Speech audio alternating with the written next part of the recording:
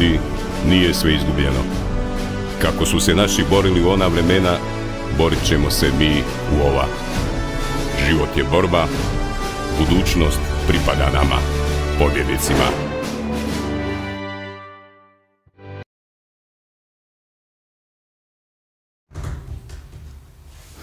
Dragi prijatelji, moj današnji gost je odvjetnik i kolumnist Zvonimir Hodak. Gospodine Hodak, dobro večer, dobrodošli.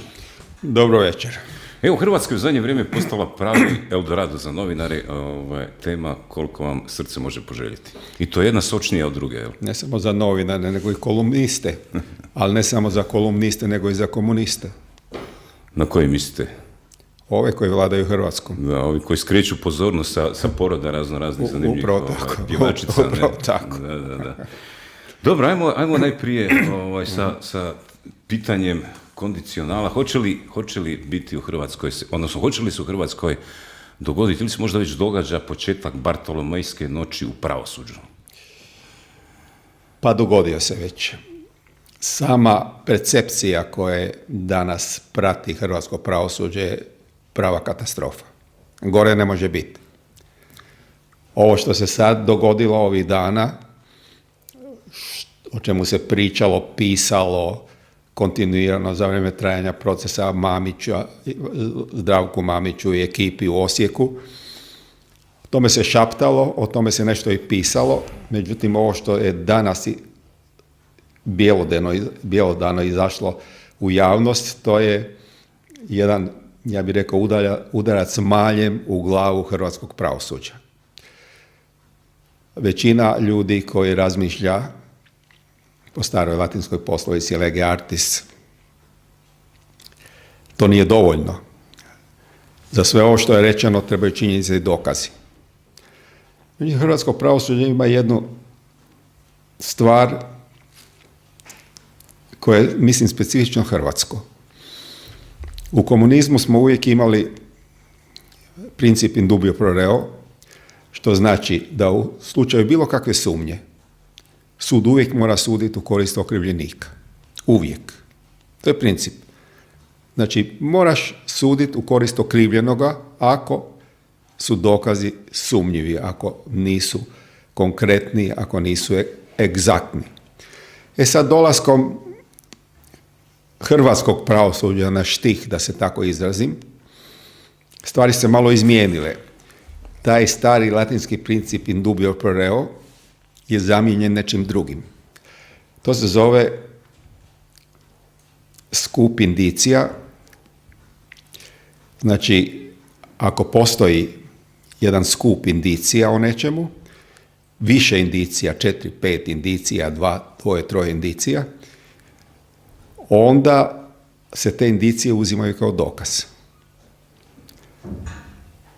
Sad, ako imamo taj princip koji smo mi sami izmislili plus još svjedoci pokajnici, jel? Plus svjedoci pokajnici, plus razne dokazi koji se mogu bez imalo problema izvesti.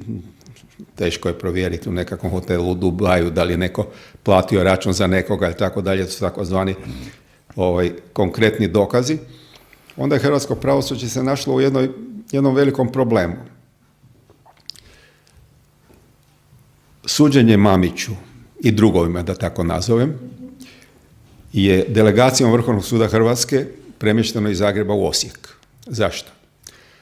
Zato su postojali zatvoreni krug indicija da Zdravko Mamić, koji je takav kao što je, bio je moj branjenik, ja protiv njega ništa ne mogu reći, ni ne smijem reći ni po kodeksu Odvjetničke komore Hrvatske, sam ga zastupao godinama.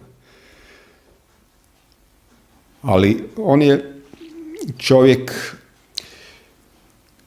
koji u najmanju ruku nema dlake na jeziku. I kako smo mala zemlja i mali glavni grad, posumnjalo se da on ima u Zagrebu određene veze na sudu. Da poznaje 3 suca, tako je bilo. Upravo tako, i da poznaje suce i da se i druži s njima. Da bi se to izbjeglo, Vrhovni sud Republike Hrvatske je delegirao taj predmet na Županijski sud u Osijeku. Ali zar nije tu Vrhovni sud, dakle USKOK je zatražio, Vrhovni sud je to prihvatio, a zar nije tu Vrhovni sud zapravo izrazio sumnju da je možda Zagrebački sud odnosno korumpiran? Da, u slučaju sumnje. Ovdje postojale nekakve indicije su postao je možda zatvoreni krug indicija, postale su određene sumnje i rečeno, ajmo mi to lijepo poslati u Osijek, iako Osijek nije najbliži. To je moglo otići u Varaždin, moglo otići u Karlovac. U Rijeku, da. U Rijeku, moglo otići u Gospić. Sve su to županijski sudovi. Kako to da je otišao u Osijek? Zašto je otišlo u Osijek? To je, kad bi bilo sve točno što je Mamić rekao, kad bi to sve bila istina, onda je on mogao trljati ruke i reći fantastično, u Osijeku ja imam prijatelja sudaca i tako dalje, idemo baš tamo gdje ja želim. Određene kontraverze i određene sumnje. Nije sve čisto. Gledajte. Ono najgore što se desilo, to je percepcija hrvatskog pravosuđa, koja je katastrofalna. Vjerujte mi, ja sam 50 godina odvjetnik, 50 godina idem po sudovima i znam i tvrdim da ima masu sudaca koji korektno, pošteno rade svoj posao. Pošteno. S nekima sam bio i prijatelj, pa ne daj Bože da sam nekome rekao, ma daj mi ovdje malo. Jer možete omjer reći koliko je pošten i koliko je nepošten? Onako, odukativno. Više je poštenih. Koliko? Više. 60-40? Neću o omjerima govoriti, to nije pitanje za mene. 1:100? To vi sami riješite sami sa sobom, ali više je poštenih sudaca. Oni su svi sad pod sumnjom. Oni su svi obasjani reflektorima, oni su svi korupcionaši. Zamislite tu činjenicu, Mamić. Ovdje daje 500.000 eura, ovdje daje 80.000 eura, ovdje plaća u Dubaju 23.000 kuna, sve što treba, nosi novac na Vrhovni sud, đuri sesi. Nema suca koji nije potplaćen, barem po onome što je on rekao. Silan novac je uložen u sve to skupa. Negdje milijune eura.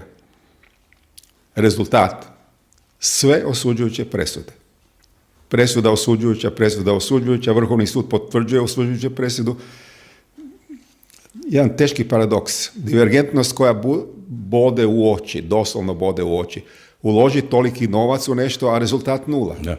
Sad tu onda slijedi logično pitanje, ako je to istina što je Mamić Naravno. rekao, tko je to jači od Mamićevih milijun eura? Tko je to onda, znači ljudi, ako je to tako, pa su ovi uzeli novac, a ipak su donijeli presudu, očito im netko, pretpostavimo, onda naložio, Mamić mora biti osuđen. Pa su ovi rekli, valjda šefe, uzeli smo novac, nema veze, osuđi ga. Ako je to tako. Možda neki navijač Hajduka. Kojem je dobro došlo da se riješe Mamića. Tko može biti jači od Mamića od tih nova? Ako baš hoćete konkretan odgovor na ovo vaše pitanje, onda ću vam reći, jači se od njega pokazalo Državno odvjetništvo. Oni su jači. Usprkos svim novcima i milijunima koji su u kunama, naravno, cirkulirali okolo i dijelili se i tako dalje, i usprkos svečanim ložama gdje su suci spijali pivo i dolazili tamo i uživali, usprkos svemu, Državno odvjetništvo je apsolutni pobjednik. Prije svega tražilo delegaciju od Vrhovnog suda da se ne sudi u Zagrebu, da se ide u Osijek. Jer se u Zagrebu sumnjalo na određene suce i sutkinje i tako dalje. Došlo se u Osijek, u stvari na njegov teren. To je njegov teren, po ovome što sad ispada. Sa svim sucima prijatelj. Mamić je takav, koga pozna, Mamića se ne može tako lako riješiti.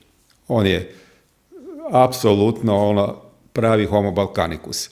Imam novaca, hoću biti tvoj prijatelj, nema nikakvog problema i sve srdačan, krasan čovjek, za druženje, fenomenalan i osim toga uspješan.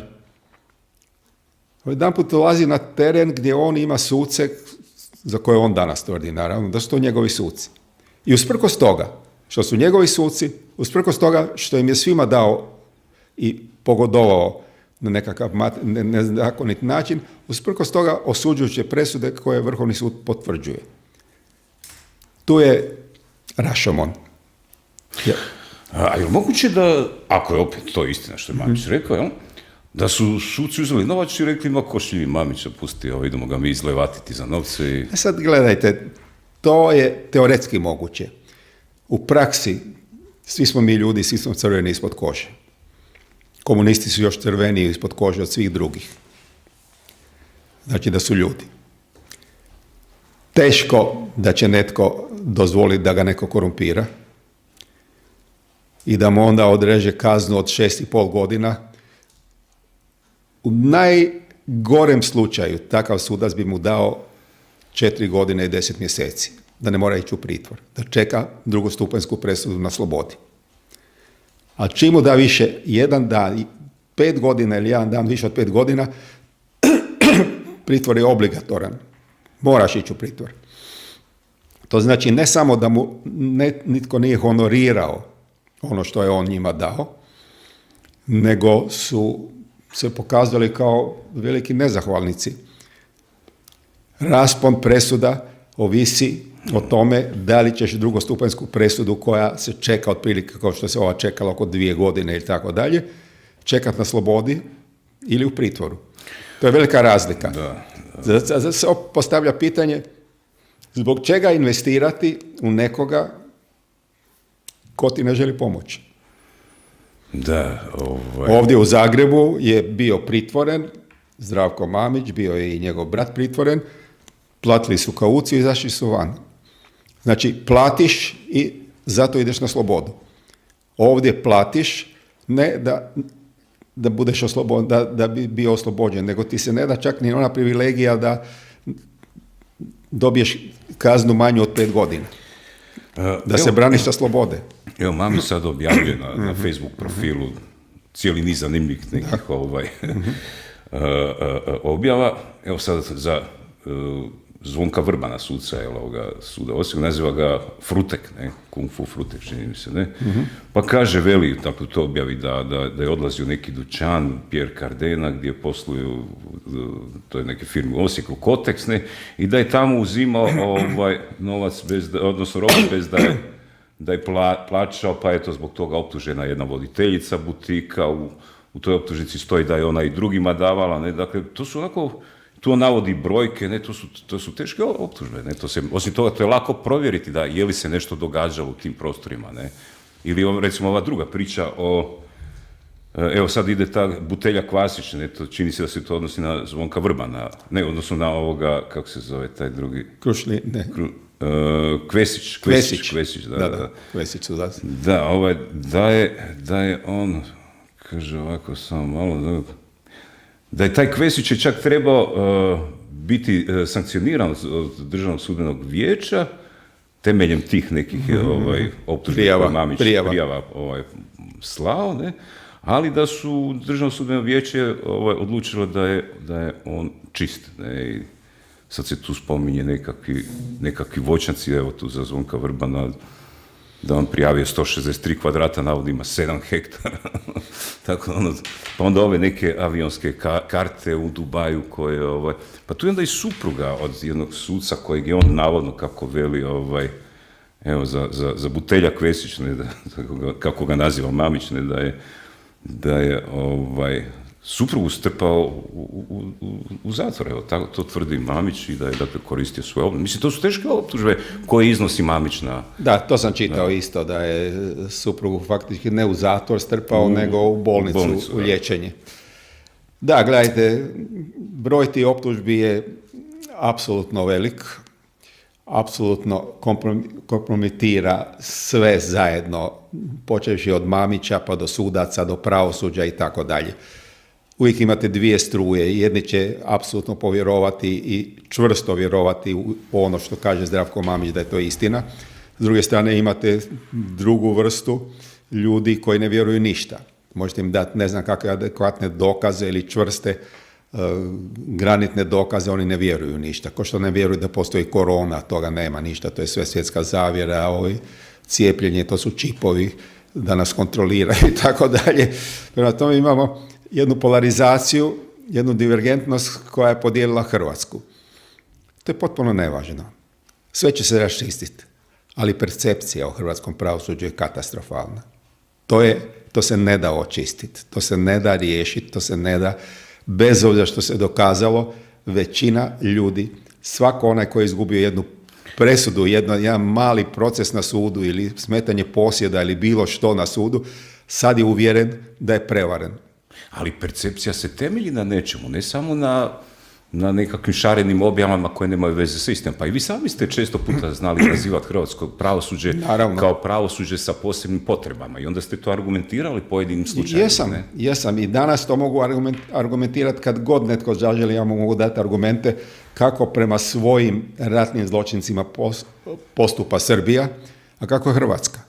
Hrvatska koja je ratni pobjednik, koja mora diktirati i pravosudnu sferu nakon završetka Domovinskog rata. Hrvatska koja jednog Merčepa, koji nikada nije osuđen ni za jedno ubojstvo, nego za nekakvu zapovjednu odgovornost, a nigdje ni bio imenovan nikakvim zapovjednikom, prema tome niti imao čin ni bilo šta, koja mu, nakon što mu da rigoroznu kaznu 6,5 godina, još digne 1,5 na 8 godina na Vrhovnom sudu. Hrvatska koja je kapetana Dragana, kojemu spušta kaznu za 3 godine dole.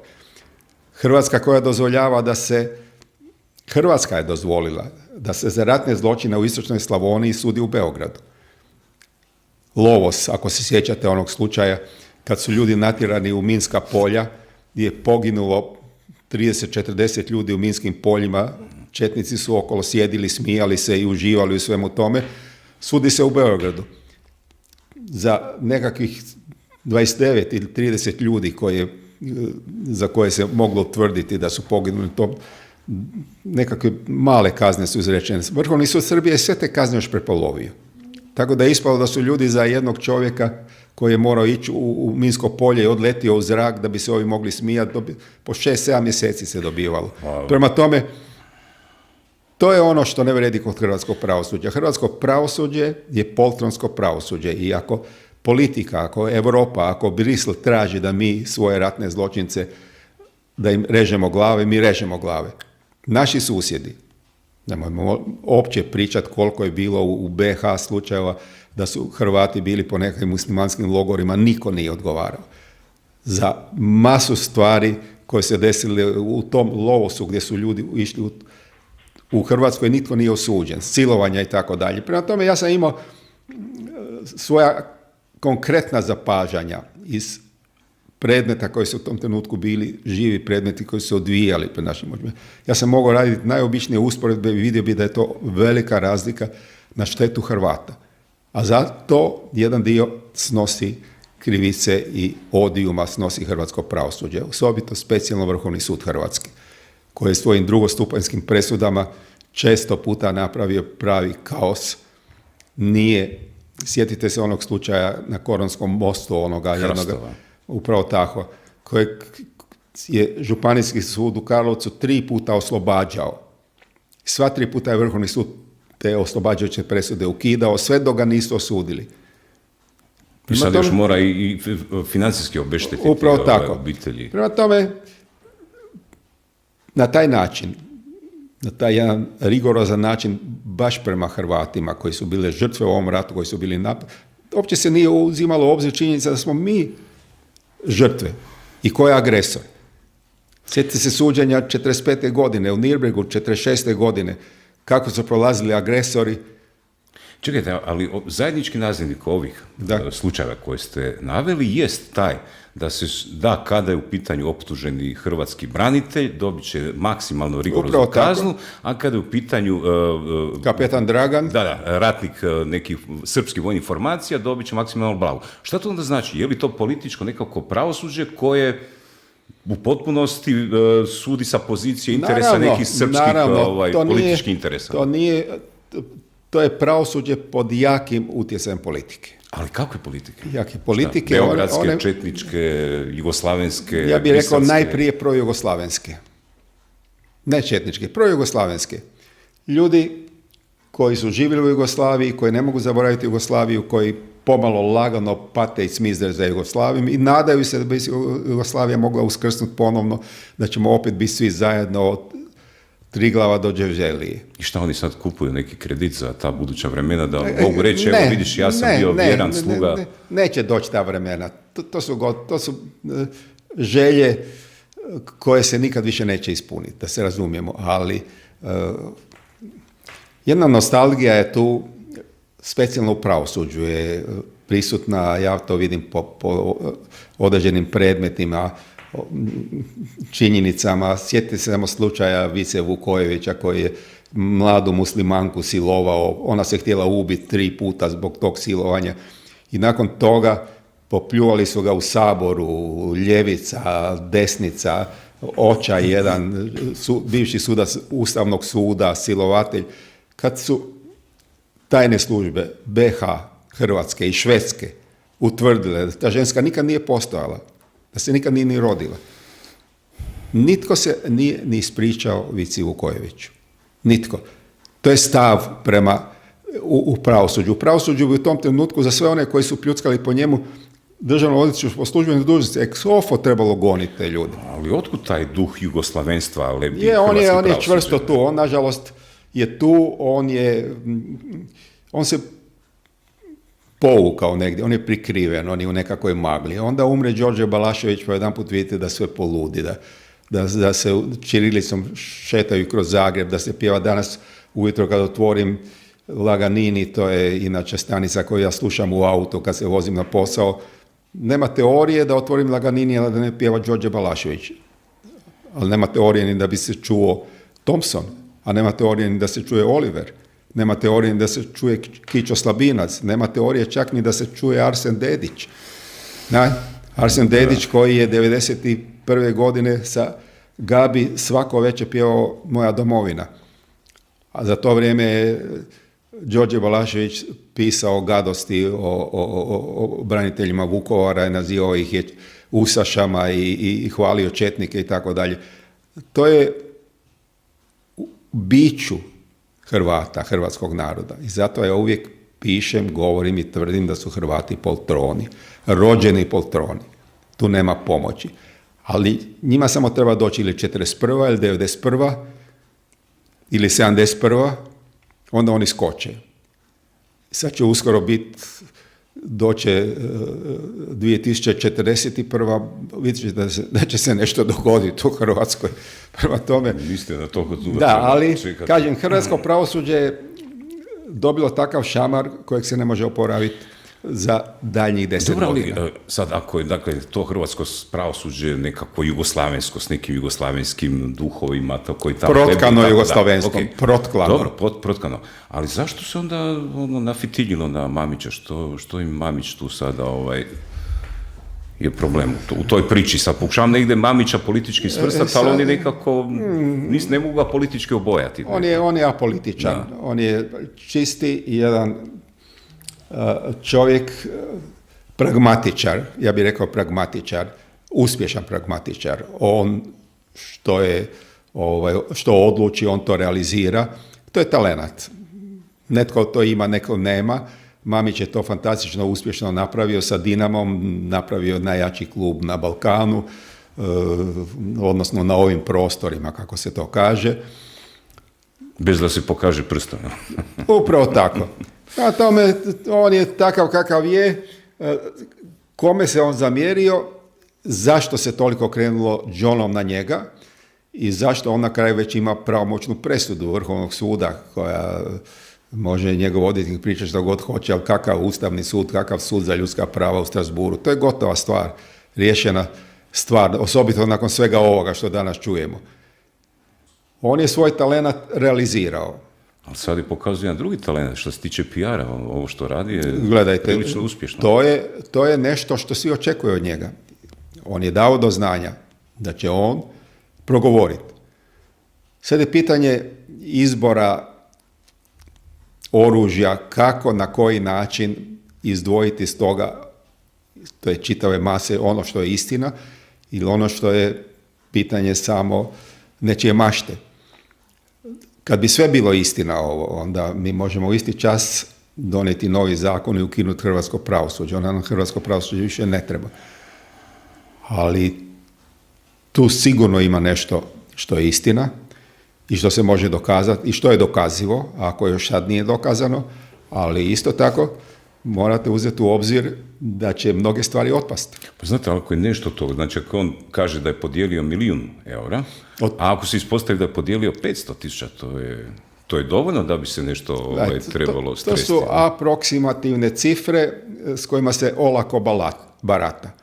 Da se razumijem, ja sam predugo, ja sam 50 godina u hrvatskom pravosuđu i iz prakse znam da ima razni sitni stvari i tako dalje, da neko nekome tutne nešto eura u ruku negdje u nekakvoj kancelariji i tako dalje. Mi to svi znamo.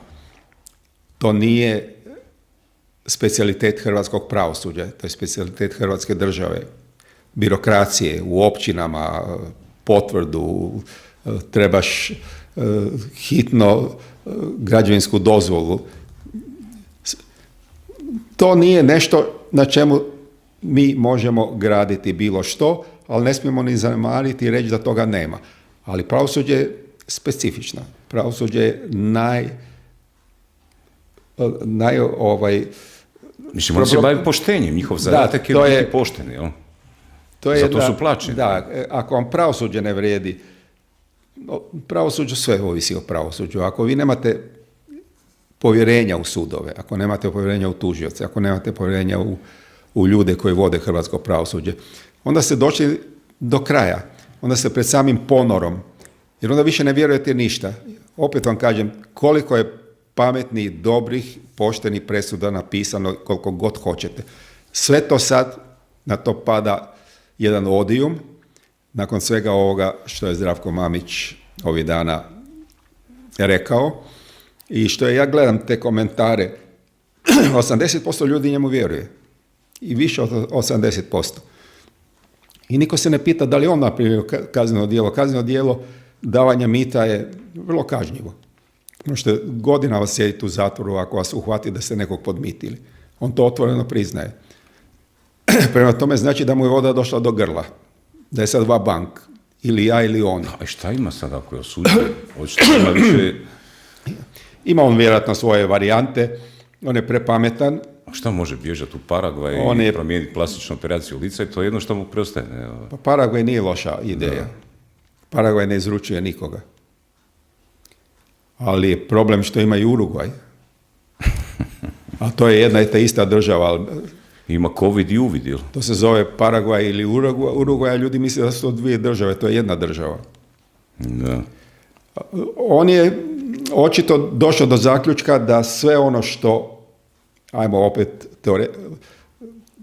reći uvjetno da je to istina, da sve što je napravio da nije napravio ništa, da nije nikako konkretno polučio nikakav konkretni uspjeh, nigdje nije oslobođen, nigdje nije smanjena kazna, nigdje mu kazna nije pretvorena iz bezuvjetne u uvjetnu kaznu, sve je potvrđeno. Ali, recimo, ako sad on nastavi sa nekim dokazima koji će možda, čini se kao da je neka gradacija, kao da se ide od lakših prema težim, kako se to sad razvija, ne? I pod pretpostavkom da se toga nagomila i da bude toga dovoljno da se onda neki suci ne samo disciplinski, nego i kazneno goni, onda se tu može otvoriti pitanje, a ako su oni takvi, korumpirani, tako da, onda dolazi u pitanje te presude njemu, ne? Da, gledajte, ne dolaze. Ne? Moja logika mi govori potpuno drugačije. Ajmo opet teoretski. Sudac kojeg je Mamić optužio, protiv njega se mora povesti najprije disciplinski postupak pred Državnim sudbenim vijećem, kojega onda razrješuje sudačke dužnosti i tako dalje. Protiv njega poslije toga može biti optužnica dignuta. Kako će se braniti na sudu? Vrlo jednostavno. Pa da sam ja to napravio, što tvrdi gospodin Mamić, onda bi ga oslobodio. Ili bi mi dao uvjetnu kaznu. Ne bi dao veću kaznu od 5 godina, pa bi se branio sa slobode dok Vrhovni sud u drugom stupnju. Indubio pro re, kako ste rekli. Indubio pro reo. Da, indubio pro reo. U slučaju sumnje u korist okrivljenoga. Svaki sudac to mogu napraviti. To je njihova najjača obrana. Svaki sudac to bio sam u Dubaju, u redu, platio mi hotel, nije samo meni. To nije nikako kazneno djelo, osobito ako bi se utvrdilo da toga ima daleko više nego što je Mamić sad naveo. I toga ima. Zašto? Jer su suci ljudi... Mislite, ako kažu, jesam uzeo novac, ali sam ga po zakonu osudio, to? Upravo tako. Ne mora reći uzeo novac. Mi se svaki dan vidimo na sudu. Suci i odvjetnici. Ja 50 godina srećem suce, znam o njima sve i oni znaju o meni. To nije ništa specijalno. Profesori pravnog fakulteta jedanput postaju kandidati da budu predsjednici Vrhovnog suda. Državno sudbeno vijeće je nekad imalo odvjetnike u Državnom sudbenom vijeću, što je logično. Pa ko pozna bolje suce nego odvjetnici, koji su svaki dan sa sucima ili u nekakvom duelu ili u nekakvom kontaktu. Brzo se promijenio zakon o Državnom sudbenom vijeću, odvjetnici više nisu tome, ali su profesori pravnih fakulteta. I sad imamo profesoricu pravnog fakulteta koja treba postati predsjednik Vrhovnog suda Hrvatske. Od sudske prakse bila je pripravnica na Trgovačkom sudu u Zagrebu. I to je sve. Hoću reći, ima toliko nelogičnosti u našem pravosudnom sustavu da je to, ali kad dođe ovakva fleka koju je Mamić prilijepio hrvatskom pravosuđu, onda se mora dobro razmisliti koji će se prašak uzeti da bi se to očistilo ili skinula ta fleka. Da. A dobro, recimo sad, ako to što Mamić priča je neistina, to bi onda značilo otprilike da se Mamić u 6-7 godina sudi, da je on, eto, novaca pun ko brod, kako se kaže, da ne želi nijednog suca potkupiti, podmititi, i sad su ga oni, eto, osudili kako se osudili, a on sad iz nekog razloga želim se evo na ovaj način osvetiti, sad se još dublje ukopati. Pa dobro, istina je negdje na sredini. Ono što je istina, što uopće nema nikakve diskusije, da je Mamić se družio sa hrvatskim sucima. Recite mi gdje i u kojem zakonu, u kojem propisu stoji da se netko ne smije družiti. Hrvatski suci su suci dok sude u svom radnom vremenu na svojim sudovima, općinskim, županijskim, vrhovnim i tako dalje. Nakon toga imaju pravo se družiti s kim god hoće. Otići na kao s kim god hoće. Zbog čega bi hrvatski suci bili u nekakvoj vrstu geta da se ne bi smije družiti sa ostalim građanima Republike Hrvatske. Ako je taj građanin slučajno glavni čovjek u Dinamu i ima puno novaca, to nije nikakav prekršaj niti kazneno djelo. I ako je predmet njihovih procesa. Zbog čega se ne... Međutim, ovdje, kažem, mi nalazimo jednu takvu divergentnost tvrdu koja ne možete to objasniti. Ne možete objasniti da ja sad vama ispod stola dajem nekakve novce i vi te novce uzmete i trebate mi nešto napraviti, nekakvu uslugu i ne napravite. Uzmete novce, ali ništa ne napravite. Rekli ste da je istina negdje u sredini, znači ipak je tu nešto, neke kuverte su letile. A? Gledajte, ako smo čitali u novinama da je Mamić platio u Dubaju hotel i sve ostalo za jednog suca i njegovu prijateljicu i kćer od prijateljice, onda je to dovoljno za razrješenje svakog suca. Da se razumijemo, to je dovoljno. Ali to nije nekakav teški kriminal zbog kojeg bi netko morao sjediti u zatvoru. To Mamić, da zbog toga bude na sudu, što je platio sucu troškove boravka u Dubaju, on bi dobio ukor, sudski ukor, ne bi dobio ništa. Sad spominje nekog svog poznanika koji je nosio koji je bio kurir, a kojega USKOK još nije pozvao, odnosno DORH pozvao na saslušanje. Pa gledajte, USKOK je tu reagirao najblaže rečeno tromo, sporo i ljeno. Ako već 6 mjeseci imaju taj stik i znali su da se približava pravomoćna odluka na Vrhovnom sudu u slučaju Mamić i drugovi, i otprilike, ja sam bar bio siguran, i većina ljudi su bila sigurna da će ta odluka biti, da će žalbe biti odbijene, da će biti to potvrđeno, sve. U tom trenutku su mogli očekivati eksploziju. Da. Ta eksplozija se dogodila. A onda bi bilo jako dobro i pametno kad se ta eksplozija dogodila, da su se javili ravnateljica USKOK-a i rekla, mi već imamo 6 mjeseci taj stik, mi smo izvršili uvide te i te i u tim uvidima smo zaključili to i to. Ovo stoji, ovo ne stoji, ovo smo uspjeli utvrditi da je točno, a ovo nije, ovdje nemamo. Morali su pratiti tempo koji im je zadao Vrhovni sud Hrvatske. Oni točno znaju otprilike ovi veliki predmeti kad će doći na red na sjednicu žalbenog vijeća. Isto su tako vrlo dobro mogli znati po bilu javnosti i po svemu što se dešava u Hrvatskoj, da će manje više te žalbe biti odbijene. I da će nakon toga slijediti ovo što je uslijedilo. I u tom trenutku su oni trebali biti ti koji će smiriti javnost i reći jeste, mi radimo na tome, sad je interes javnosti da se pokaže što radimo i došli smo do tih zaključaka. Znači nisu se pripremili. Nisu se pripremili. Što to znači? Vidjeli su da je to bomba, da će se dogoditi to što kažete, Upravo percepcija tako. javnosti Da, će jasno. eksplodirati protiv pravosuđa u Hrvatskoj? Onaka kažu Zagorci, nisu se pripravili. Oni se nisu pripravili. Oni su jednostavno dalje nastavili svojim sporim, ja bih rekao, puževim tempom, raditi izvide, razgovarati sa svakim. To traje 4-5 godina. Mamići bi već izdržali svoju kaznu da svi rade onom brzinom i onim tempom kojim radi hrvatski USKOK. Evo sada, ne znam, to nacionalni koji da prenosi, dakle, i informaciju da je navodno, i Kolindu Grabar-Kitarović kao predsjednicu imao na platnom spisku nešto da je neke razlike plaće u odnosu na njeno prethodno radno mjesto dopunjava. Jeste vidjeli to što... Jesam. Ta priča inače nije nova. Ta priča sa Kolindom je dosta stara, ali ta priča je do sada, barem ja nisam pročitao nikakav konkretan dokaz da je to zaista bilo tako. Znate šta, Kolinda je ženski političar koji je apsolutno napravio svih žena u Hrvatskoj do sad najveću karijeru. Bila je ministar vanjskih poslova, bila je izaslanik u Ujedinjenim narodima, bila je ambasador u Washingtonu, bila je zamjenica NATO, glavnog zapovjednika NATO i bila predsjednica države. Znači mislite da to... Mislim... A što bi trebalo Mamiću da onda da tako... Gledaj, ta priča je išla, da se razumijemo. Ona je u jednom trenutku, kad se u predizbornoj kampanji spomenuo Zdravko Mamić, ona je rekla, on je meni simpatičan, ja bi njemu pekla kolače. To je tipično ženski. Izbačeno nešto što se sad naravno vadi iz rukava i njoj se to inkriminira kao... Ko Marija Antoneti, recimo. Upravo tako. Trebalo je samo mala sitnica dokazati to sve što Nacional donosi.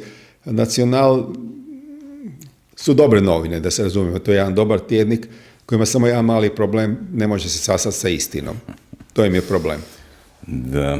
A ovo što vezano s Đuru Sesu, ne? Vidjeli ste da je parafraziranu pjesmicu Đuro Sesa, tik-tak. To je sad, pazite, ići na Vrhovni sud i nositi Sesi novce u njegovu kancelariju. Jeste kad bili na Vrhovnom sudu? Dole vas već 2 policajca, odnosno gledaju vas, telefonira se u kojoj sobi imate sjednicu vijeća. Ali kad je bilo kako se zvalo, prije Sese, tamo nešto su trčali po Mesničkoj, koji je to bio slučaj? Prije jedno 7-8 godina, pa da je neko dobio 40.000 eura, pa je trčao iz Mesničke dole. Sjećate se te priče? Ja bi trčao uz Mesničku za 40.000 eura. Ovo je trčao nizbrdo, to je... Je li isto nešto Vrhovni sud, ali prije Sese, koje je bio, sad sam go sjetiti, sjetit ću se u toliko emisije, pa ću vam onda spomenuti. Ako ne, onda kad sljedeći put kad me pozovete, onda mi recite. Ili jedno od sljedećih Jasno, puta. A dobro, evo sad, šta mislite, tko bi to, ako je recimo to Mamić, jer kad se pogleda to dijelo za što se njega tereti, dakle oni Modrić su tu nešto imali neke ugovore, Modrić se nije žalio ništa, ne, Dinamo se nije žalio, odjednom je sad tu došla država, uočila da je tu su nekakve... Dinamo se nije žalio i 72 milijuna odlazi u državni proračun. Da, i to isto. Isto. Pazite, su priča kao da... Tu su malo čudni hrvatski propisi, malo čudni. Van je to normalno. Ako si ti menadžer kluba, ako si ti dopredsjednik kluba, izvršni dopredsjednik, ako ti radiš transfere u inozemstvo, imate par menadžera koji zastupaju Ronalda ili Mesija, oni su super bogati, oni od svake prodaje bilo kojeg igrača dobiju jednu ogromnu proviziju, ponekad čak 50% od svega toga. I to je vani sve zakonski regulirano. I ti menadžeri, zna se njihova imena, oni samo čekaju jednu kupoprodaju. Kod nas je to još uvijek socijalistički reagira. Dinamo je udruga građana koja ima svoje zakonitosti. Udruga građana je faktički neprofitna uloga. Znači, neprofitna uloga građana. Mamić proda Modrića za nekakvih 30 milijuna eura i sad on u tom slučaju ne smije ništa uzeti.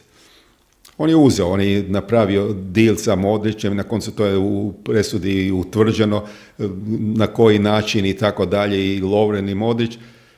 To da imamo takozvane kapitalističke propise, uzanse, onda ne bi do toga uopće moglo doći. Mamić je jedan najzaslužniji ljudi što je Dinamo godinama prvak Hrvatske, što je Dinamo najuspješniji hrvatski klub u Europi, što svi drugi klubovi od Dinama, od ranga u koji Dinamo dođe, u toj ligi prvaka ili Europskoj ligi, dobivaju svoj dio. Za male klubove je veliki novac kad dobiju 1 ili 2 kuna, a sve to zaslužan Mamić. I to se trebalo propisima regulirati, on je mogao realno i legitimno taj novac uzeti za sebe. Jer je kupio te igrače, jer je napravio od njih igrača. Mislim da su propisi krivi. Propisi su krivi. Propisi su još uvijek socijalistički propisi. Zbog čega neko ko je... Pa zašto onda neko, mislim, pa i to ljudi čitaju te propise, zar nisu onda znali naći neku varijantu da se to riješi, ako je čovjek sposoban, napravio dobar Dinamo, zaradio je novac, a sve skupa nije ništa ukrao, nego je trebao uzeti proviziju kolika bi mu išla, zašto Ja sam bio 2,5 godine odvjetnik Dinama. Kad su Dinamo vladali Mamić i Ćiro Blažević. I sad je tu nastalo masu tih stvari, bilo je, neki igrači su ko golman Ladić i tako dalje dobili sudski nekakav novac. Tražio se modus operandi kako da se igračima i prosjenečkom koji su imali ugovore taj novac ne isplati. I onda su me sa oduševljenjem smijenili sa tog mjesta i došli su drugi odvjetnici. Odvjetnici koji se bave više trgovačkim pravom nego koji su našli rješenje kako to upravo reći. I oni su našli rješenje. Oni su Dinamo jednostavno pretvorili u udrugu građana. Ali udruga građana... Mislite da su se neke nepoštene stvari počele događati? Neprofitna udruga građana ima svoja pravila, zakonska pravila. Možeš osnovati udrugu građana pod uvjetom da se držiš tih pravila. Ako se držiš tih pravila, onda ni Mamić, ni nitko ko je od Modrića stvorio igrača ili ove druge Lovrena ili svi ovi koji su otišli u inozemstvo za velike, niko ne smije ništa uzeti. To je nepravedno.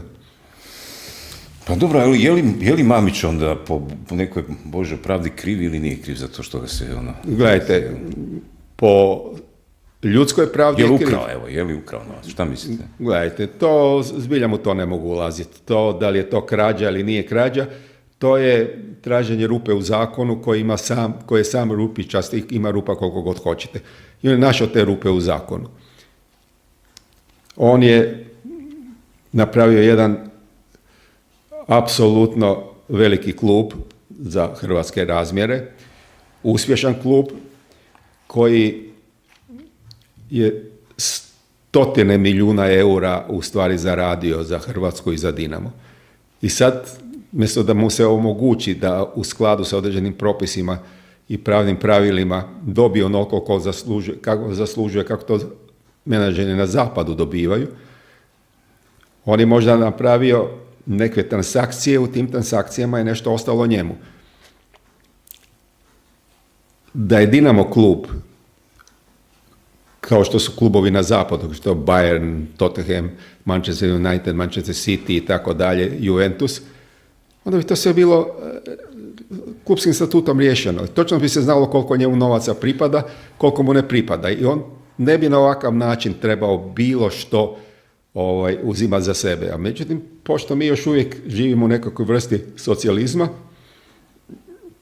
on je morao naći modus operandi kako, i to se i dogodilo. I na kraju sam Dinamo, koji bi morao biti po prirodi, po zakonima, po činjenicama koje su nam poznate, morao bi biti oštećenik, kaže mi nismo oštećeni. On je radio onako kako smo se dogovorili. Onda pa i ti suci, istražitelji, DORH, koji su to, pa ako vide dakle da je tu sad možda Ako je uzeo previše novaca, onda mu je trebalo dio novca oduzeti i A da, to je lako opomenuti reći, ga i- gledajte, Mislim, to- čemu onda ovakav cirkus, ne, da ide se... DORH se drži zakona i DORH nije tu da bude fleksibilan, da se razumijemo. Ali treba biti fleksibilan. Ne, gledajte, ne možete biti fleksibilni ako vas zakon izričito ovlašćuje da gonite ovakve Pa čak slučajeve. i po cijenu ako radite ovako veliku štetu, recimo, ako su uništili onda... DORH i Hrvatsko pravosuđe, specijalno Vrhovni sud i Ustavni sud, su davno trebali inicirati određenim vladama koje su bile po 4, po 8 godina i tako dalje, da se neki propisi moraju promijeniti. Da se moraju uskladiti Da. sa načinom operacija kod prodaje nogometaša kako je to običajno na zapadu Europe. U Španjolskoj, Francuskoj, u Njemačkoj, u Engleskoj, Italiji, sve isto. Poznati su menadžeri koji dobivaju toliko i toliko transfera za svog nogometaša. U Hrvatskoj to imaš, mjesto da imaš nogometni klub, normalan nogometni klub koji bi onda nakon toga od svih tih novaca vjerojatno sebi i stadion izgradio i tako dalje, ti imaš udrugu građana. Oni koji su dozvolili da Dinamo postane udrugu građana, ti bi trebali danas biti obasjani reflektorima i reći kako ste to dozvolili. To je isto ko da osnuješ da nogometni klub bude recimo nekakva dječja organizacija mala. To ne može se, točno se zna da je tu veliki novac u pitanju, da je to profesionalizam, da se vrte veliki iznosi i tako dalje. Trebalo je zakonski regulirati ko ima pravo na dio tih iznosa. I to je to. A mislim, posljedica toga bi mogla biti da bi tu onda Dinamo kao klub mogao onda trpiti jednu štetu dugoročnu, ako je Mamić Gledajte, autor svega toga. Dinamo se kuha, da se razumijemo. Dinamo ima, mi smo Dinamo, ili kako se zove ta udruga, navijači Bad Blue Boys su protiv Mamića, protiv Dinama, to je tradicionalno neprijateljstvo. Oni su sad dočekali... Zašto su oni protiv njega, ako je on sve to dobro napravio za klub? On je sve to dobro napravio za klub, ali svi oni smatraju da je nešto dobro morao napraviti za njih. Koji je naš Hajduk. Ista stvar. Ne mogu navijači voditi klub. Navijači trebaju navijati za klub i ništa drugo. Plaćaš članarinu i A što, kad kažete dobro za njih, što? Dati im dio novca ili neke prostorije ili šta? Njima je uzor Split i Hajduk, gdje su navijači osnovali udrugu Naš Hajduk i koji faktički rukovode sa klubom i koji biraju i predsjednika, ali biraju nadzorni odbor između sebe biraju svoje ljude i tako dalje i oni sudjeluju u životu Hajduka sa daleko više nego Dinamovi navijači koji s druge strane misle pa što smo mi drugačiji od njih, mi osvajamo sva prvenstva i tako dalje. Oni se bore oko 4., 5. mjesta. Oni mogu rukovoditi klubom. Onog trenutka kad bi navijači Dinama rukovodili, odnosno bili supstituirani u Dinama kao što su navijači Hajduka, Dinamo bi bio otišao u koraku. Znači, zakonodavac je morao tu sportsku problematiku urediti potpuno drugačije nego što je uredio. Točno se zna ko je doveo Modrića u Dinamo, točno se zna koliko je Dinamo zaradio na Modriću i točno se zna od tog iznosa koliko pripada Zdravku Mamiću, koliko Zoranu Mamiću, koliko nekome trećeme kojem u tome sudjelovao. I onda smo čisti, onda je to. Ovdje ništa nije definirano. Ovdje vi ste udruga građana, nemate pravo dobro da su uopće dozvolili da Dinamo dođe do tog novca.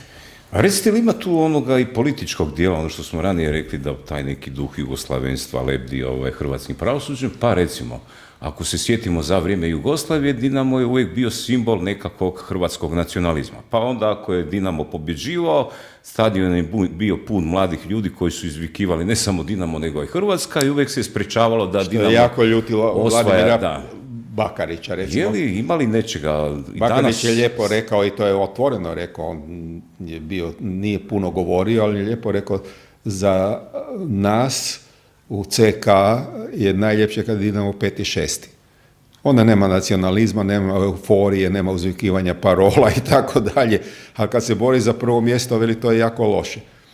Znači, taj rastanak sa socijalizmom, sa samoupravnim socijalizmom, takozvanim sa radničkim pravima, sa sudovima udruženog rada, on još uvijek traje, on nije definitivno, bez obzira koliko je godina prošlo od 5. kolovoza 95. godine kad smo faktički dobili ovu državu do danas, on je još uvijek tu, on je prisutan u glavama i mnogi su živi i mnogi nas drže.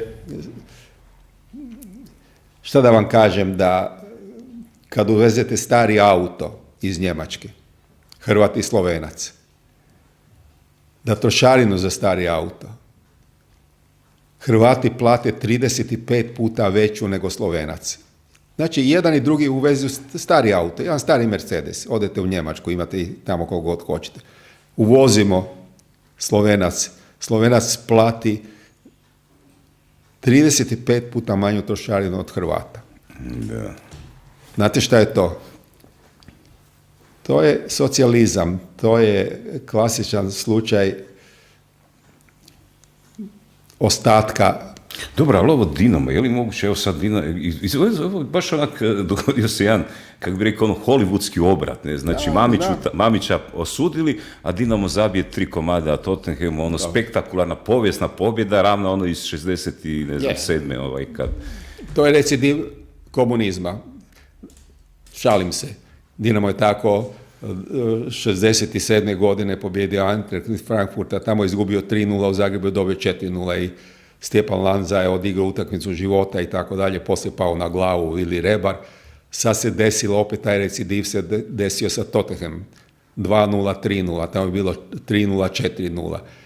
Ali ti recidiva komunizma u jednom pozitivnom smislu su ova dva. Inače sve drugo mi još uvijek masu toga vučemo iz našeg samoupravnog socijalizma i ljude koji su se polako pritajili tamo 95. godine pa su sad ušli u sve sfere stranačke i tako dalje. Da ne govorimo o našoj dragoj i popularnoj UDBI koja još uvijek danas svoje pipke ima svagdje od sportskih klubova i nadalje. Ali ovo i meni nije jasno. Iako sam razmišljao intenzivno o tome. Kako je moguće da ja dam tolike novce drugim ljudima, a da mi oni uzvrate za te novce pravomoćnim presudama i da me šalju u zatvor, u pritvor, da moram pobjeći u BH i tako dalje. Da, postoji se pitanje, ako je dao novac pa dobije 6, koliko bi, ako je to istina, koliko bi onda dobio da nije dao novac? Znate šta, da nije dao novac, dobio bi isto. To je po sudskoj praksi otprilike tako. Jo. Da, dobio bi isto. Ali evo kad je bila, dakle, ta utakmica sa Dinamo, ta spektakularna pobjeda, ne, zaista nešto što ja nisam mogao zaspat po noći, ja sam bio tako uzbuđen kao malo dijete. To je najmanje što ste mogli učiniti zapravo, ne, na takvu stvar, ali sad pazite, znači Dinamo igra tako važnu utakmicu i Hrvatska radiotelevizija to ne prenosi, ne. I to je znate, to je podsjetilo i na povratak naših zlatnih iz Moskve sa tim malim srebrnim sjajem, kad su ištekavali struju u Thompsonu. Kad su struju na trgu, tako je. Moguće da Hrvatska radiotelevizija ne prenosi utakmicu Dinama, dakle cijela Hrvatska to gleda, dakle nije to više neko predkolo i tako, to četvrtfinale, dakle već smo došli do neke točke, ne, kao nema novca. A ima novca poslati nekog novinara u Beograd da napravi intervju sa ovim prvim čovjekom Srpske pravoslavne crkve, ničim izazvan, ne znam. Imaju oni novaca, oni imaju novaca. Jedina televizija u Hrvatskoj koja uvijek ima novaca, to je Hrvatska radiotelevizija zbog pretplate. Oni 1.2 milijuna godišnje dobe od pretplate. Znate, znači 1.2 milijuna. Da bi taj novac utrošili tako, da imaju Acu Stankovića, da imaju Dragana Nikolića, da imaju ovoga maloga Latina, sve kripto Jugoslaveni, sve jugoslavenska linija. Hrvatska televizija ne da nema novaca, Hrvatska televizija nije zainteresirana da bude glavna televizija u Hrvatskoj. Njihovi dnevnici su već daleko iza TV Nove, slabiji su čak i od RTL-a, da ne govorimo da zašto bi trebali postojati. Jučer gledam u podne, gledam vijesti i spiker završi i kaže, dragi gledalci, opraštam se vama, na redu je sport i vrijeme. I sjedim i gledam jučer. I sporta ništa. Ništa, uopće nema. Pojavlja se čovjek ili ženska za prognozu vremena, kaže sa zapada oblačno i tako dalje. I o sportu ništa. To je sport, ja. To je sport, ali to je gaf koji se televizija ne smije dozvoliti. I niko poslije toga da ne kaže kod konačne objave oprostite.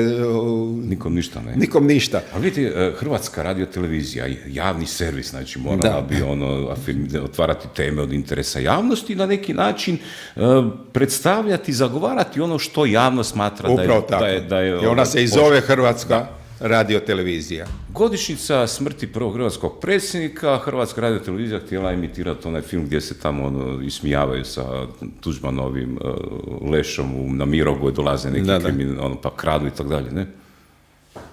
Hrvatska radiotelevizija to hoće emitirati, a 19.3. Sveti Josip, zaštitnik Hrvatske, Hrvatska radiotelevizija emitira intervju sa Porfirijem Perićem, prvim čovjekom Srpske pravoslavne crkve, koji tamo onda kaže, postoje neka pisma Stepinca Papi u kojima su jako problematična. I onda novinar to sluša, kima glavom i ne postavlja pitanje, a recite, pokažite nam ta pisma ili recite koji su to problematični dijelovi, znate? Da, ja bih mu još i rekao, a sjećate se kako ste pjevali u Chicagu, što se ono na Dinari vije? Sjaji, što se ono na Dinari sjaje. Ima li šta problematično u toj pjesmi, upravo recimo? Upravo tako. Bilo šta da je pitanje. Kokarda na Đujićevoj glavi. Otprilike tako. Kad je već ta pjesma, spomen, moram se pohvaliti, dakle sljedeći mjesec je prvo ročište, ne, zato što, jer sam ja pokazao prstom na taj video i sada, dakle, mene se dobro, sudi. to vam ja jako zamjeravam. Da, pa znam, zato i spomenuo. Dirnuli ste u naše bratstvo jedinstvo. Da. Koje još uvijek živi u Hrvatskoj. Znači, jer sam ja nazvao ih četnički vikari, parafrazirajući Vulina, a oni tu opet pita ga, dakle, Patrijarh Irinej je rekao da je to ustaški vikar, ali da je to zapravo bila nedoumica. Ne? Znači, za ovo se kaže nedoumica, u mom slučaju četnički vikari, odmah hop, ajmo državno odvjetništvo i kreće postupak. Ne? Moja klijentica Karolina Vidović Krišto, vodimo par sudova još sa Hrvatskom televizijom, pa mi je ponekad na sudu ili privatno znala ispričati što se sve događa na Hrvatskoj televiziji. Kako bi rekao moj pokojni prijatelj Vinko Hotko, to su strahi. To je kompletno ovladana neojugoslavenska struja koja vlada Hrvatskom televizijom. I njima je potpuno svejedno da oni ne mogu prenositi ni saveznu ligu u nogometu, ni u košarci, ničemu.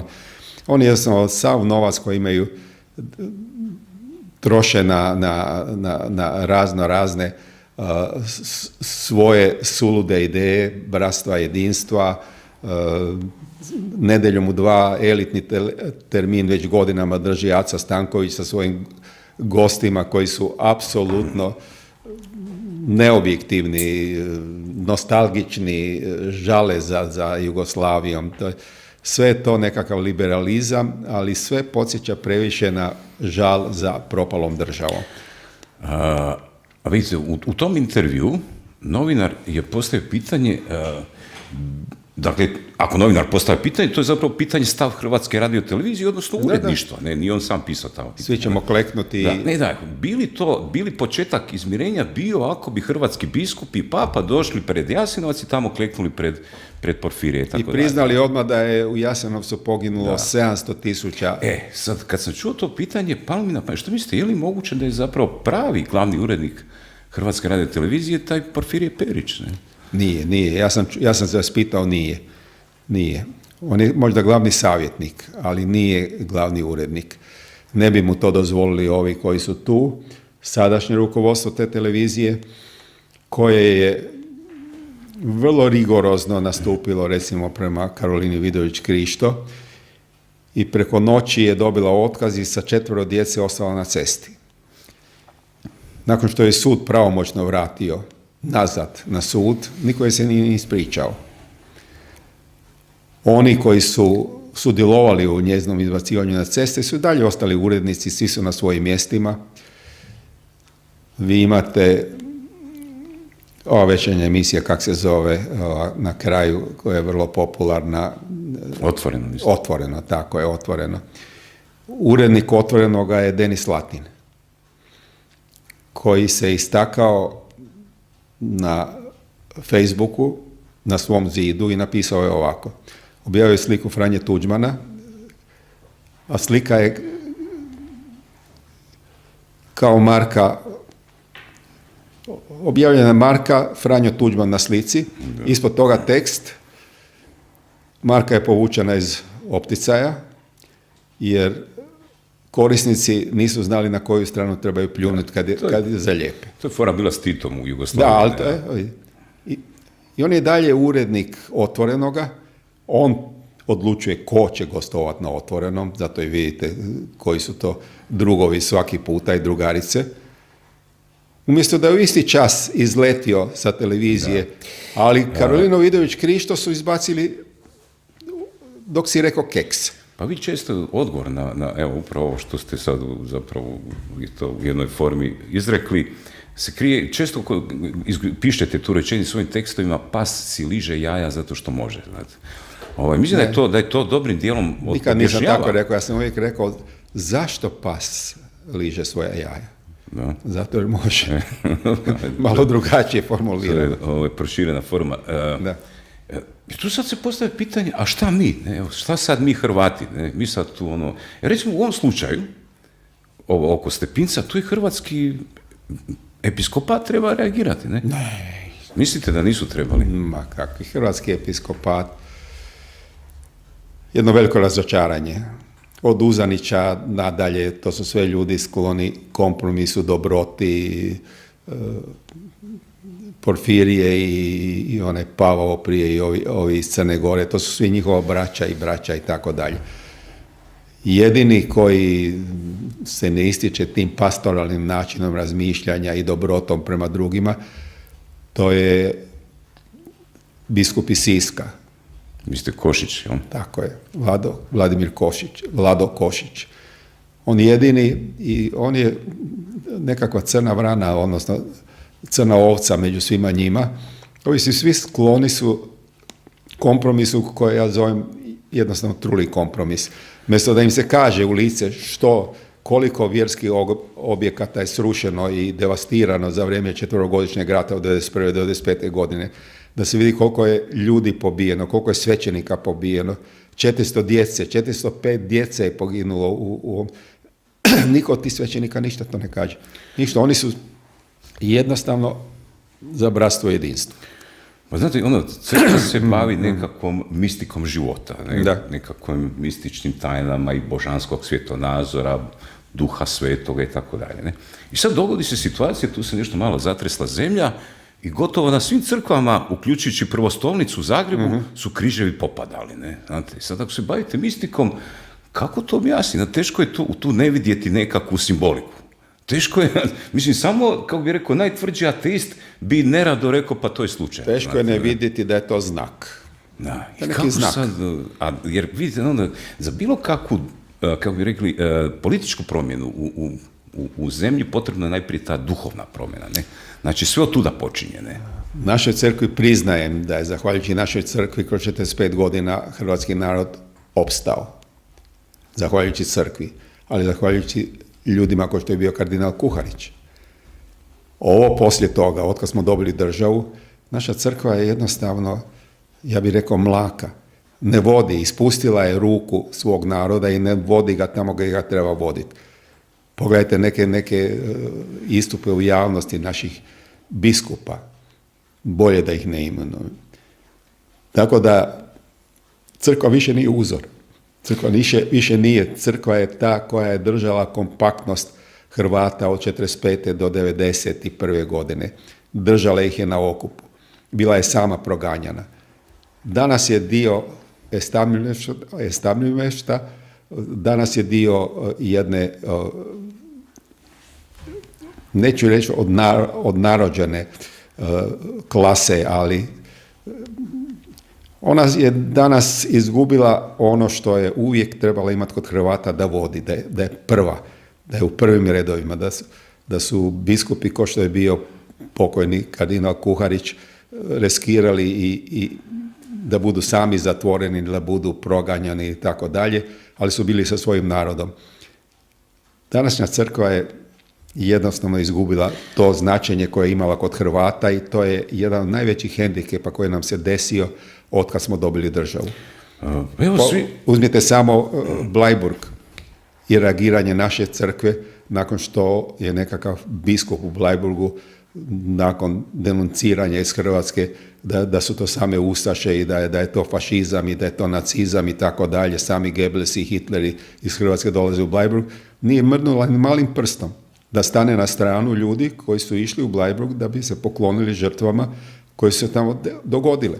Zna se što je tamo dogodilo, malo je ljudi u Bleiburgu poginulo, ali Bleiburg su Hrvati razoružani, suprotno Ženevskoj konvenciji o ratnim zarobljenicima, počeli ubijati na tom križnom putu kroz sjeverno-zapadnu Hrvatsku i Sloveniju.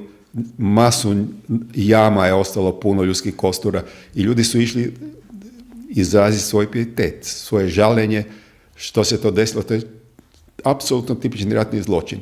Nakon toga našao se nekakav koruški biskup koji je rekao ne, to je fašizam, to je nacizam i tako dalje. Naša crkva nije mrdnula prstom. Nitko. Svi su odšutili. Osim Vlade Košića. Osim njega. I to vam govori sve o našoj crkvi. Ma da, evo sad Jure Batelja nešto sada malo polemizirao tu sa ovim Porfirijevim izjavom. Jasno. A sad zamislite, znači, Hrvatska radiotelevizija se naslađuje zamišljajući scenu kako hrvatski biskup i papa tamo kleče na Jasenovcu. I sad nitko od tih biskupa se ne nađe, bar malo da mu je ponos tu, da brani ne samo sebe kao instituciju, i biskup je institucija, nego i ono što zagovara ideju istine, ideju nekakvog božanskog, znači nemoj se klanjati nikome nego gospodinu Bogu. Ne? Jasno, i nećemo uopće... Crkva u Hrvatskoj se poziva da je ona Stepinčeva crkva, a nijedan biskup ne želi biti, doživjeti sudbinu Stepinca. Broj žrtava u Jasenovcu nema licitiranja, tako je rekao Porfirije. No. Nema licitiranja. 700.000. Institut židovski u Njujorku je došao do cifre od 86.000 žrtava.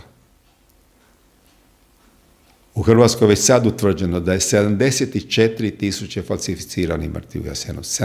Od ovog službenog popisa. Upravo tako. 74.000. Znači, ako od 86.000 odbijete 74.000, gdje ste došli? Da. Ali o tome nema govora. Ako Porfirije kaže nećemo licitirati, nije to preferans, onda naši to prihvaćaju, biskupi naši prihvaćaju. Nisam jednog relevantnog biskupa, ja ih znam sve i mogu i sad nabrojati, i koji su članovi biskupske konferencije Hrvatske i tako dalje. Niko se nije u tom trenutku javio. Nakon ovoga što je Dragan Nikolić postavio genijalno pitanje, niko se nije javio i rekao, ajmo najprije utvrditi broj žrtava, pa ćemo se onda pokloniti, jedni i drugi žrtvama. Ili ono što je Ivana Petrović davno rekla, ajmo raskopati Jasenovac, pa da vidimo. Raskopajmo ga kompletno, pa da vidimo koliko je tu ljudi ubijeno. I jednom za uvijek onda držimo se te cifre i riješena stvar. Ne, to nikome ne napada na pamet, uopće. A crkva je ispustila vodstvo koje je imala 45 godina. Sad je ista situacija. Crkva vodi, ali koga? Ovce. Ovce koje bleje i idu lijepo dalje i tako dalje. A mi imamo danas eksploziju jugoslavenstva, eksploziju orjunaštva, eksploziju bratstva jedinstva. Mi dođemo, Lepa Brena dođe u Zagreb, organizira koncert, pjeva Jugoslovenku, 20.000 u 2 dana, svaki dan 20.000 ljudi dođe tamo. Njih ima sad. Samo se čeka jedan povijesni događaj da se opet svi zagrlimo u bratstvo jedinstvo. Bojim se. Tako se smrt Đorđa Balaševića, pa to je, da se razumijemo. Da. To je toliko indikativno, toliko očito indikativno da je to nabujalo jugoslavenstvo i da, a s druge strane imamo i takvu hrvatsku vladu kako imamo. U opisu posla svakog biskupa stoji braniti istinu, ne? Znači zagovarati istinu i hrabro braniti, ne? Upravo tako. Kao što je Stepinac, dakle svaki naš biskup ima priliku biti Stepinac. Upravo tako. I svi ga hvale, a nitko ne želi postati kao on. Gledajte, ja sam praktični vjernik, ali ja sam sa našom crkvom nezadovoljan što je najzanimljivije, poznam i biskupa jednog i dobar sam s njim, koji je isto tako nezadovoljan s našom crkvom. Jednostavno je jedan kompromis na viditku da smo mi zemlja da smo barem kao Slovenija, da smo toliko jedinstveni da imamo taj nacionalni osjećaj koji imaju i Slovenci, onda bi ja to sve mogao i razumjeti. Ali mi smo target, kako kažu Englezi, cilj. Hrvatska je cilj. Slovenija nije bila prve godine cilj nikakav. U roku od 3 dana onaj operetni rat između Miloševića i Slovenije za 3 dana završio. Jedini cilj je bio da Hrvatskoj se izbije zaleđe. Slovenija je hrvatsko zaleđe. I da tu oni nemaju nikakvih problema. I sve je bilo gotovo. Ali Hrvatska, more, otoci, sve što Hrvatska ima, ona je vječiti cilj sa istoka. I svako gleda preko Drine prema Hrvatskoj. I ako mi pustimo da se stvari razvijaju kao što se trenutno danas razvijaju, mi ćemo doći u ozbiljne probleme. Srbija je od 95. godine, od Oluje, za 97% povećala svoje vojne potencijale. 97% od recimo od 5. kolovoza 95. godine. Znate koliko je Hrvatska povećala? 17%. Znate koja je to razlika? Znate koja je to razlika i što ta razlika jednog dana može značiti? Da. Ali tu se događaju, evo sad kad smo ranije pričali o Hrvatskoj radio, znači biskup je, crkva je zašutila, u strahu je zatvorila se u neke svoje odaje, križevi padaju okolo, niko ne vidi tu nikakvu simboliku. Na Hrvatskoj radio televiziji, evo tamo, na dan Svetog Josipa dođe tako, evo, patrijarh Srpske pravoslavne, pa se on tamo, evo, priča o Stepincu, takve stvari koje, to, bez ikakve reakcije prođu. Imamo ove serije, sad ne znam, gledate onda Dnevnik malog Perice, ne? Kao nastavak filma... Perica je sad odrastao već. Da, kao nastavak, pa i sad pazite, nastavak to je sad veliki filma... Perica. Ne, nastavak filma, Tko pija zlo ne misli, 70% radnje ili u JNA, nešto tamo, milicija, pa mislim, kako je to veze ima sa purgerskim životom, koliko je prisutan bila JNA i milicija u tom nekakvom našem zagrebačkom miljeu tih, recimo, 60-70 godina, koliko ja pamtim. Pa mislim, ali to je možda 2%, ali ne 70%, koliko je sada, i svi su oni tamo simpatični, duhoviti, šarmantni i tako dalje, ne. Mislim, tu se zaista valja ta jedna jugoslavenština zamotana u razne ambalaže i mene to strašno podsjeća na ono djelo Frica Krleže Pijana novembarska noć. Dakle, 11. mjesec 1918. došla je delegacija srpskih časnika, primili su i tamo u onaj klub neke demokratske žene Jugoslavije, čini mi se, i oni su se tamo opili, ne, i svim se dodvoravaju. To mi strašno to podsjeća, ne. Mi smo prave serije, hrvatske serije radili u komunizmu. Gruntovčani. Recimo, Gruntovčani je serija koja je u stvari genijalna. Od Dudeka nadalje pokazali su jednu regiju u Hrvatskoj originalno, autentično i upravo na onaj hrvatski način kako ta regija to zaslužuje. Poslije, ajmo reći, pobjede u ovome ratu, ja još nisam vidio hrvatsku seriju koja zaslužuje. Sve to nostalgija za Jugoslavijom. Sve ovo crno-beli svet, novinari, sve se to podsjeća na sjajne dane dok smo svi živjeli, dok smo svi imali radnička odmarališta, dok si imao K15, dok su studiranja bila jeftina, struja jeftina, deterđenti jeftini, šećer jeftino ga nije bilo. Vozili smo svi sjajne fičeke i tako dalje. Nostalgičari u ovom trenutku po meni vladaju Hrvatskom. Baš nostalgičari. Od naše vlade pa nadalje, pogledajte samo prve ljude hrvatskog političkog vrha. Ko je bio u Domovinskom ratu? Niko. Jedini čovjek koji bi trebao biti na vrhu hrvatske politike, dosta mu je dao 13 godina za Hrvatsku i lovi sad ribe i ima potpuno pravo, tune. On je dao svoje Hrvatskoj. I fizički, i sjedeći u zatvoru i bježeći po svijetu i tako dalje. jednostavno, ne znam, stvari ne idu dobro. Dezerteri upravljaju Hrvatskom, evo kad pogledate zapravo. Da. De facto, ne de jure, ali de facto ne.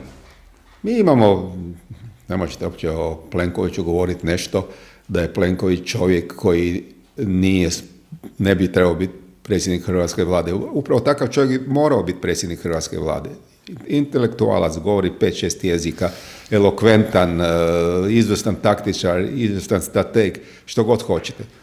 Nema hrvatski štih, to mu što će fali. nam prevoditelj? To mu fali. Neće prevoditelj voditi državu, znate, što ima od toga ako on zna jezik, ako nema sadržaja? Ne? Milanović inteligentan čovjek, apsolutno inteligentan i malo zavrnut, ali u jednoj normalnoj demokratskoj polemici on pobjeđuje uvijek, on ima izvrsne odgovore, izvrsno se postavlja i tako dalje, a onda uletimo ova Zlata Đurđević i to je to. I to ispadne njen ujak tamo nešto bio u toj republici takozvane krajini, ne, otac major neki. Treba će možda mjesec, dva, jer ta afera će sad ići dalje. Sad su oni u jednom pat poziciji, šahovski rečeno. Ne mogu ni naprijed ni nazad. Što god povuku, greška je. Ako se ide na ponavljanje ovog javnog poziva za Vrhovni sud, onda će se ona javiti. I zna se unaprijed da se niko drugi neće javiti, jer će Milanović izabrati nju, on izabere. A ako se ne dozvoli ponavljanje, onda od ove trojice, odnosno sad je ostao samo Sesa, mislim dvojica su ostala, ona jedna ženska se povukla. Znači, ako ostanu ova dvojica, zna se da Milanović neće izabrati ni jednoga, ni Sesu, ni ovog drugog. I mi se nalazimo u jednoj pat poziciji i nećemo imati predsjednika Vrhovnog suda. I ta afera će ići dalje dok ne pukne i onda će se na kraju vidjeti ko je ona i ko su njezini i tako dalje. To nužno uopće ne znači da ona nije sposobna biti predsjednica Vrhovnog suda. Ali šta to znači? Profesori pravnog fakulteta. Ja sam napisao da se jako čudim da profesor pomorskog prava sa pravnog fakulteta nije imenovan zapovjednikom Hrvatske ratne mornarice. On je profesor pomorskog prava. Kakve to veze ima? Ženska nikad nije bila sudac, nije osudila ni jedan jedini predmet. Ništa. Izvrsna je profesorica za kazneno procesno pravo i to je to. Ali Milanović je tu sad zapeo i pokazuje da ima i muda i ima ideju ima. I sad ćemo tek vidjeti, na koncu će biti jedno veliko demaskiranje. Onda će se vidjeti ko je ko. Ali jednoj normalna država se to uopće ne bi trebala i smjela dozvoliti. Zakon je izmijenjen, zna se da ako hoćeš biti sudac Vrhovnog suda, da se moraš prijaviti to i dati svoju biografiju i nakon toga između tih 5, 6 ili 3, koliko je slučaj bilo, predsjednik države izabire jednoga. I gdje smo sad mi? Nećemo imati predsjednika Vrhovnog suda. Da. A kako nam je pravosuđe briljantno, nakon ovog slučaja sa Mamićem, onda će nam to biti još... A dobro, mislim, sve te, evo tu sad idu razne priče, znate, internetom kruže ovakve priče, otac ovdje, ujak tamo. Internet je divna stvar, da nema interneta. Koliko takve stvari, zapravo, mislim, ako je to istina, ne znam, dakle, koliko takve stvari onda otvaraju pitanje neki sigurnosni provjera, ne, onda recimo? Pa nema sigurnosnih provjera. Sigurnosne provjere postoje za one za koje se zna da ih se treba sigurnosno provjeriti. A to su otprilike oni što su sigurnosno provjerili. Koji su predmet suđenja. Upravo tako. Da. Gospodin Hodak, pa dobro, kamo to je? Ranije ste rekli, neće se više Jugoslavije, ali evo sad kad gledamo kako sve to se valja. Evo neki dan vidim otac Novaka Đokovića, nešto sad on hvali tu suradnju sa Ivaniševićem i onda u jednom dijelu je rekao otprilike ovako, kaže, kako je rekao da, kao, mi smo jedna zemlja, u kontekstu intervjua, kaže, mi smo jedna zemlja, jedan narod, pa nek se ljudi, ko god hoće, ja ću to izreći, ne? I Jutarnji to stavi u naslov, ne? Kao i njegovu glavnu misao, ne? Naravno. Znate, sad ovaj tu sput rekao u nekoj svog kontekstu, ne? I to baš se vidio da sa svih strana se puca u tom, a s druge strane neki branici tome, dakle od hrvatskog episkopata pa do nekih državnih institucija koje bi trebali se tome suprotstaviti. Ma kako? 0 bodova, pa šta mislite, u kojem pravcu se... Totalna apatija, jedna apatija. Što će biti, kamo to ide? Stalno se čeka da se nešto dogodi, a ne događa se ništa, nego se situacija iz dana u dan pogoršava. nema ništa. Novak Đoković, genijalna tenisač, uopće nema diskusije. Ja se uvijek smijem. To sam i objašnjavao nedavno u kancelariji jednom strancu koji je bio moj klijent i sve skupa, on obožava Đokovića i sve.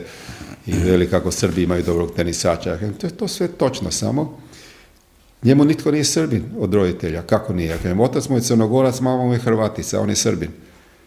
Zamislite da je u Hrvatskoj se dogodi obratna stvar i da recimo mi kažemo koji Tesla? Pa Tesla je Hrvat, čisti, rođen u Hrvatskoj i sve to skupa. Tako da, to su te sitnice. To je stvarno na nivou male djece i sve to skupa. Ali činjenica je ono što je napisao Goldstein stari, 1941. godina koja se vraća. U Španjolskoj je objavio tu knjigu, odnosno bio je i španjolsko izdanje i kad su ga pitali što on misli o svemu tome, on je rekao, gledajte, Jugoslavija je bila to što je bila i ona se polako vraća. A oni su rekli, ali vi ste rekli da se 41. vraća. Ne, ma kakvi. To je mentalitet.